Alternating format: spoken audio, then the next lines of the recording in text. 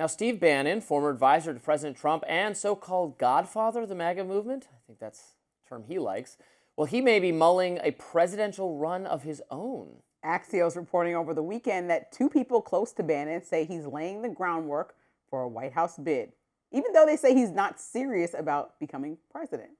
According to the Axios report, becoming president isn't the point for Bannon. He's reportedly told allies that he wants to shape the debate and pressure GOP candidates to embrace an America First agenda. For Bannon, that reportedly means a non-interventionalist foreign policy, economic populism, and opposition to big tech. I like one of those three things. Florida Congressman turned OAN personality Matt Gaetz took it a step further, hinting to Tucker Carlson on his podcast that Bannon's economic populism platform would echo that of some members of Congress that many would consider far left. Take a listen. I love Steve Bannon, so I don't want our last discussion to come across as a criticism of Steve. But I mean, he's going to run for president on just a straight Elizabeth Warren wealth tax economic agenda. Actually? Yeah, he's going to run for president and say, take the money from those people who have way too much of it, the Bill Ackmans of the world, and I want to give it to you. So how is Bannon gearing up for 2028? According to Axios, he's expressed interest in setting up a PAC, and he's hitting the road, currying favor from conservatives in Colorado, Georgia, and just this past Friday, Texas. But despite the rumors, Bannon, for his part, says a presidential run of his own is out of the question. He told Axios the idea was, quote, BS, and insisted his focus for 2028 is supporting a third term for President Trump, an idea he's been working to sell since Trump retook office a year ago. Here he is sitting down with The Economist last October. President Trump will be the president in 28. We had longer odds in 16 and longer odds in 24 than we got in 28. And President Trump will be the president of the United States, and the country needs him to be president of the United States. We have to finish what we started. He's an instrument of divine will, and you can tell this of how he's pulled this off. We need him for at least one more term, right? And he'll get that in 28. He doubled down with Axios, telling them, quote, you can drive a Mack truck through the 22nd Amendment, and that's exactly what I intend to do in order to save our country. Some in Bannon's camp say his vocal support for a third term is part of the plan. One Bannon ally told Axios the biggest tell he's weighing a run is his cheerleading for a third Trump term. When Trump doesn't end up running, he'll reluctantly say he must carry the mantle, the ally predicted. And then if he does run, it may be an uphill battle to unite the party behind his rumored platform, as his potential bid has already sparked criticism from some fellow conservatives. Mark Levin torched Bannon on X, writing in part, bloated Bannon running for president. The only time bloated Bannon runs is to the refrigerator. Otherwise, he just runs his mouth. Yeah, I have also heard from some people who know Bannon intimately that this is a real serious thing.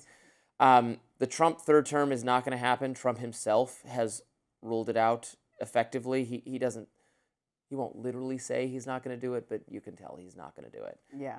It's not happening. It is precluded by the 22nd Amendment. Maybe that wouldn't have stopped Trump, but he's not going to do it. He's going to hand the baton off to J.D. Vance. Now, Steve Bannon doesn't like J.D. Vance, and there's a group of people. So he wants to do this policy that is very non-interventionist. J.D. Vance is also pretty much non-interventionist, so that's not a big difference between the two of them. Maybe Steve Bannon is more strident.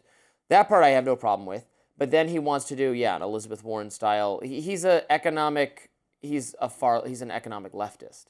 That is going to run into opposition in Republican fields. I hope so, at least. I don't like his economic ideas at all. And then just him personally, the difference though, he's never been elected. He's a smart man. He's tapped into, he understands MAGA and America First. I'm not knocking him at all. He was instrumental in Trump's rise. He was a savvy political operator. Would he be successful as the candidate himself? I don't know that he has the kind of, charisma or even the people like him. Well, maybe they would. We haven't tested that yet, is what I'm saying. So I struggle with that part of it. And then also, he's the most complicit person in the Epstein files as anyone. So he has to answer that question. Where do you go from there? I want to give credit first to our senior producer, Louis, who called this before everybody. He's been saying for the last year that Bannon's going to run, and I'm like, no way.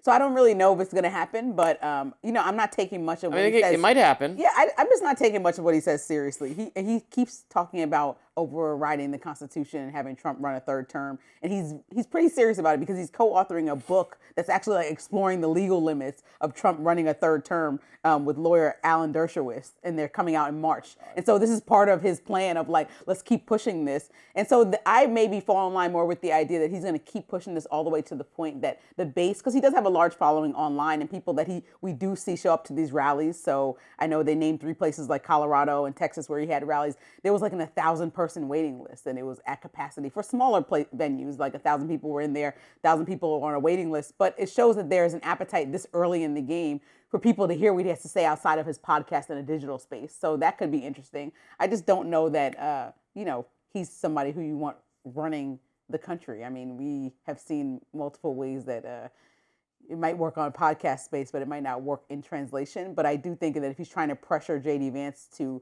comply with a lot of what the base wants, because the President Trump, people argue, has charisma and all these other things that allow him to skip over maybe some of what the base had wanted and what he campaigned on. And he's doing things a little or a lot differently depending on how you look at it. And people give him the pass. But I don't know if J.D. Vance gets that same extension of courtesy because he's just not Trump. And so maybe Bannon's like, well, I can pressure him by making enough noise since he's going to probably be the candidate to still listen to me if he does become president and not just like ice me out of the party. Yeah, Trump, it's just undeniable. Trump obviously has charisma. A lot of Americans have strong views about him negatively and positively.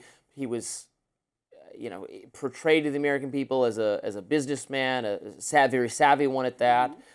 J.D. Vance is, he had military service. He came from Appalachia, from nothing. He's a self-made man. He's got elected to the Senate. Steve Bannon is a kind of insidery political schemer in the game. I don't know his backstory too well. Did he come from nothing to something, or did he? I don't know, but what I'm saying, in like the Game of Thrones universe, he's Varys or Littlefinger or something. Yeah. He's a courtroom schemer. Not the, you know what I mean? He's whispering in the ears of the king or the prince. Yeah. He's not the guy. To become the guy, it can happen. It just doesn't seem like the most natural fit for him. Chief of staff, political advisor, podcast host, runner of the conservative news site. All those things seem to me to match his personality. I don't know about him being the candidate himself, but it's not impossible. He could make a big splash. I am doubtful that he could overcome J.D. Vance for the nomination, but he's tapped into something. I wouldn't count him out entirely, as much as I would not like to see his economic views succeed whatsoever in the Republican Party. My God, him and Elizabeth Warren. I never thought I would hear those party even in one sentence. To socialism and Elizabeth Warren than it and already Mamdani. is. It seems like you guys are all on the same page. That's why Joe Rogan liked both people. Yeah, I heard a joke the other day that Trump kidnapped Maduro in order to enact his own economic policies in the country, Maduro's economic policies. Enough socialism. It's bad enough when the Democrats do it. We don't need the Republicans doing it too. Please, no more. Thank you.